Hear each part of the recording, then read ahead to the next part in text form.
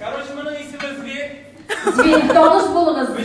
Pişirgen, şun Müslüman yigiti. Şun Müslüman yigiti derman burası. Ansın tekis kadar qarab söylesen. Tege pişirgan. Bir de bizniki, aslanımız sizniki. Хомяк, что ли? Хомяк?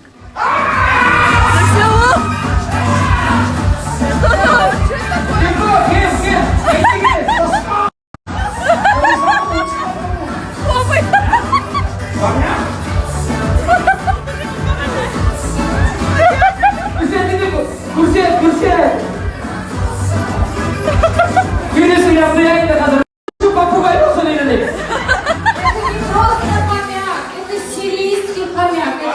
Да, зверь Лёл. Sana çağırıp ben konuşmuşum burayı. Şıklığın bilen, bileyimligin bilen, ujetligin bilen bütün tamaşaşını o'ziga qaratib, xonandaşday sünni, sürülmey yaşayan ve ijatında urilab basmalığa taba Rizde bilen, balalarim bilen, sağ selamet